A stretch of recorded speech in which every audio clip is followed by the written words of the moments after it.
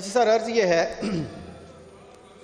کہ یہ basically constitution کا آرٹیکل ہے 151 انٹر پروونشل ٹریڈ. اچھا سر، یہ اس کے انگینسٹ ہے. آپ پہلے دیکھیں کہ جناب ڈپٹی اسپیکر، پہلے ہی ہمارے پنجاب سے ساری انڈسٹری موو کر گئی، پاکستان سے موو کر گئی، کیونکہ آپ نے اتنے ٹیکس، اتنا ان کے اوپر بجلی کے ریٹ اور ڈیزل پیٹرول کی قیمتیں پاکستان کی تاریخ کی بلند ترین سطح پر ہیں.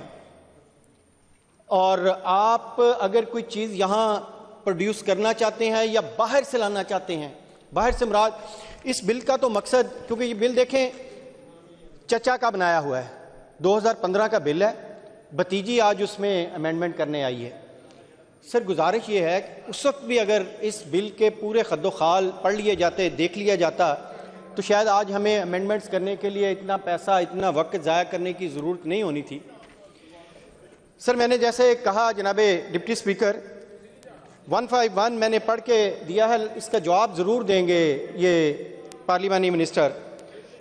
اس کے اندر ہے the article clear stated that trade commerce movement of goods shall be free throughout Pakistan. What is the include? Movement of good items, wheat, rice, vegetable, sugar, transport of raw material, furnished goods, business transactions.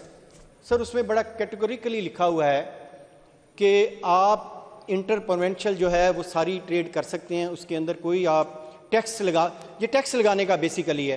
آپ ایک چوکیاں بنا رہے ہیں، اس کا مطلب آپ پنجاب کو ایک نیا پاکستان بنانا چاہتے ہیں یا کوئی نیا ملک بنانا چاہتے ہیں. آپ کے پنجاب کے اندر اگر کیپیسٹی ہے تو جو ڈپرائیو صوبے ہیں، اگر وہاں کوئی گڈس جا رہی ہے، کے پی کے ہے، بلوچستان ہے، وہاں آپ ان پہ ٹیکس لگائیں گے. پہلے بجلی کے ٹیکس، پہلے ہی جو ہے اپنے پیٹرولیم مصنوعات، پہلے بجلی آپ کے پورے ایشیا میں سب سے مہنگی بجلی آپ دے رہے ہیں، کیونکہ آپ کے اپنے پاور پلانٹ ہیں، آئی پی پی پلانٹ ہیں. آئی پی پی پلانٹ آپ نے 2013 میں بانٹے ہیں اپنے سارے رشتہ داروں کو، اپنے سارے دوستوں کو دے کے، ان کے کیپیسٹی چارجز ہم دے رہے ہیں، وہ مہنگی بجلی وہ لے رہے ہیں پنجاب اور پاکستان. اور اس کے اوپر آپ پھر اگر یہاں کوئی چیز بنتی ہے یا کسی دوسرے صوبے سے بن کے آتی ہے تو یہ کلیئر کٹ جناب اسپیکر آرٹیکل 151 کا اس کے تصادم ہے، اس کے انگینسٹ ہے. تو آپ کانسٹیٹیوشن پھر اپنے ہی کانسٹیٹیوشن بنا لیں، اپنے ہی سارا کچھ بنا لیں اگر آپ نے یہ کام کرنا ہے، بجائے آپ بڑا بھائی ہونے کے پہلے ہی دوسرے صوبے جو ہیں وہ اس چیز کا گلہ کرتے ہیں کہ پنجاب سب کچھ کھا رہا ہے، سب کچھ ہمیں ہمارے حقوق نہیں دیتے. دوسرا، اگر یہاں سے کوئی چیز بن کے وہاں جائے گی، آپ نے ٹول ٹیکس لگا دیے جی، ان کو ٹیکس دیں. باہر سے کسی کے پی کوئی چیز بناتا ہے جی، آپ کے صوبے میں انٹر ہوگی، اس کا ٹیکس دیں. کس چیز کا ٹیکس دیں؟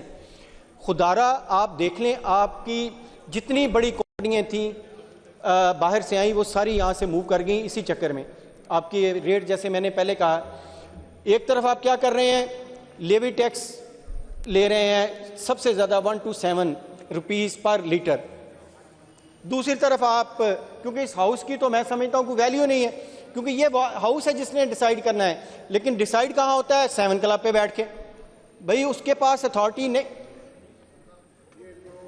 انہوں نے الفاظ استعمال کیے ہیں کہ اس ہاؤس کی کوئی ویلیو نہیں ہے، ان الفاظ کو اس ایوان کی جی میں حذف کرتا ہوں رانا صاحب. اچھا سر، میری اس کی جسٹیفیکیشن سن لیں نا، میری جسٹیفیکیشن سن لیں.